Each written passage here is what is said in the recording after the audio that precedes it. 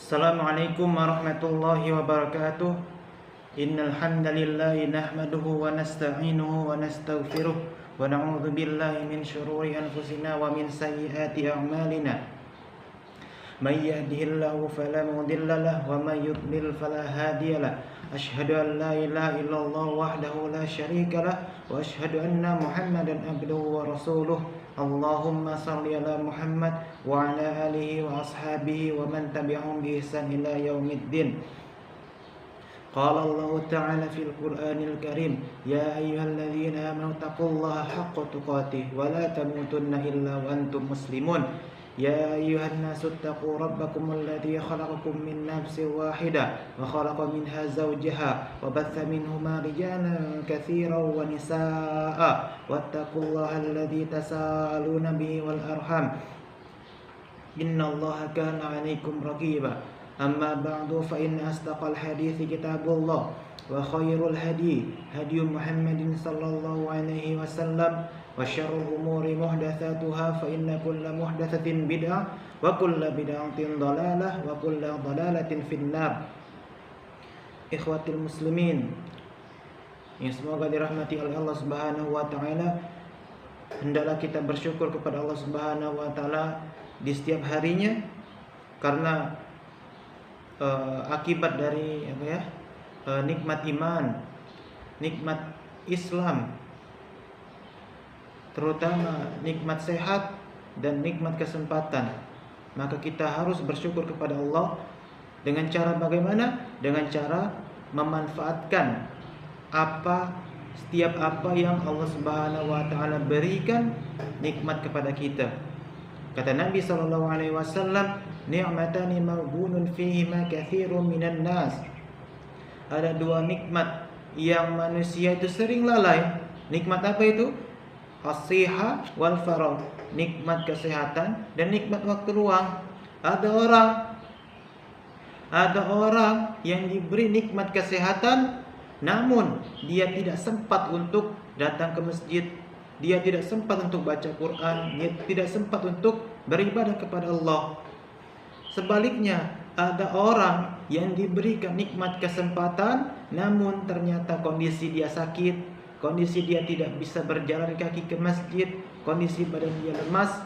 Maka ketika muncul atau bertemu dua nikmat ini, yaitu nikmat kesehatan dan nikmat waktu luang, maka seyogyanya lah kita sebagai umat muslim untuk memanfaatkannya dengan sebaik-baiknya. Itulah cara bersyukur kepada Allah Subhanahu wa taala atas dua nikmat ini. Makanya kata Nabi SAW, dua nikmat yang paling banyak disia-siakan manusia, yaitu adalah nikmat as-siha wal faragh.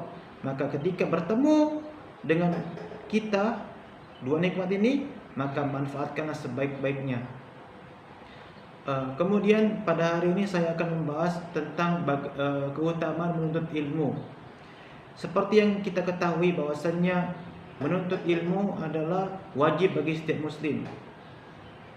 Sabda Nabi SAW yang berbunyi, talabul ilmi fariidatun ala kulli muslimin. Menuntut ilmu itu adalah wajib bagi setiap muslim. Wajib. Maksud menuntut ilmu itu menuntut ilmu dalam konteks ilmu agama. Kata Nabi SAW, ilmu agama itu wajib menuntut ilmu. Loh, kok bisa disebut wajib? Iya, wajib. Kenapa bisa wajib? Karena ini adalah agama kita. Dengan menuntut ilmu agama, kita mengetahui yang mana yang benar dan yang mana yang salah. Dengan menuntut ilmu agama, kita bisa mengetahui cara sholat yang sesuai dengan tuntunan Nabi Muhammad SAW. Kata Nabi SAW dalam hadis riwayat Imam Bukhari, "Shallu kama ra'aitumuni usalli." Salatlah kamu seperti melihat aku salat. Nah, bagaimana kita mau salat sesuai dengan tuntunan Nabi kalau kita tidak mau belajar? Dengan menuntut ilmu, kita bisa mengetahui yang mana yang tauhid, yang mana yang syirik, yang mana yang sunnah, dan yang mana yang bid'ah, yang mana yang sesuai dengan ajaran Nabi dan yang mana yang bukan sesuai dengan ajaran Nabi, yang mana itu pahala, yang mana itu dosa. Kita bisa mengetahui itu karena kita menuntut ilmu. Makanya kata Nabi Shallallahu Alaihi Wasallam, man salaka tariqan yaltamisu fihi ilman sahhalallahu lahu bihi tariqan ilal jannah. Maka barang siapa yang menempuh suatu jalan, tariqan, jalan, yaltamisu fihi ilman, untuk menuntut ilmu, sahhalallahu lahu bihi tariqan ilal jannah, maka Allah akan mudahkan jalan dia menuju surganya Allah Subhanahu wa taala. Maka kita akan dimudahkan oleh Allah Subhanahu wa taala. Yo, kenapa bisa mudah? Ya karena sudah menuntut ilmu, kita tahu yang mana yang benar yang salah, kita tahu mana yang hak yang batil, yang syirik dan yang mana yang tauhid, yang sunnah dan yang mana yang bid'ah, yang maksiat dan yang mana yang bukan. Maka kita bisa mengetahui, bisa Allah mudahkan jalan dia untuk menuju surganya Allah Subhanahu wa taala. Kata Allah Subhanahu wa taala dalam surah Al-Mujadalah ayat yang 11, yarfa'illahu alladhina amanu minkum walladzina utul ilma darajat. Maka Allah akan naikkan, akan tinggikan derajat seseorang di antara kalian bagi orang yang menuntut ilmu. Walladzina utul ilma darajat, dan Allah akan naikkan derajatnya beberapa derajat bagi orang yang penuntut ilmu itu. Jadi tidak sia-sia, bahkan ini wajib. Harus setiap muslim itu wajib menuntut ilmu agama, karena ilmu agama ini adalah ilmu yang paling utama, ilmu yang berhubungan dengan surga dan neraka. Bagaimana hukum ilmu yang mempelajari tentang ilmu dunia? Syekh Shalih Al-Utsaimin pernah ditanya oleh seseorang bahwasanya apa hukum mempelajari ilmu dunia. Syekh Shalih Al-Utsaimin menjawab bahwasanya hukumnya adalah fardu kifayah, seperti orang yang menuntut ilmu kedokteran, menuntut ilmu teknik, menuntut ilmu yang lainnya keduniaan, maka hukumnya fardu kifayah. Dan Syekh Shalih Al-Utsaimin juga menjelaskan bahwasanya sebagian ulama juga mengatakan bahwasanya menuntut ilmu itu hukumnya fardu kifayah. Artinya apa? Seseorang itu masih dalam orang yang menuntut ilmu itu masih dalam koridor fardu, cuman fardu kifayah. Contoh misalnya dalam suatu kampung itu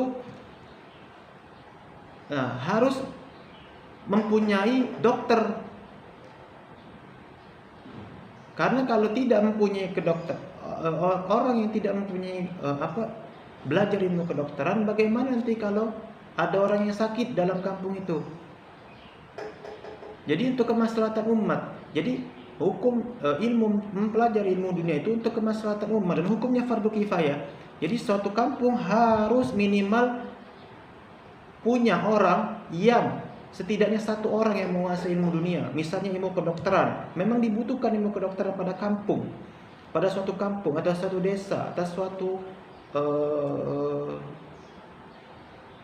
perumahan mungkin. Jadi butuh kedokteran.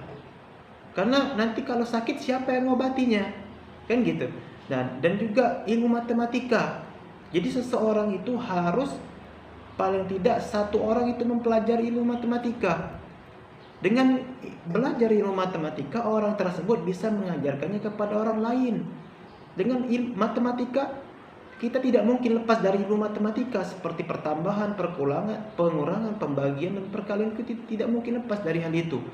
Maka itu wajib seseorang itu mempelajari ilmu matematika, minimal satu orang, karena hukumnya fardu kifayah.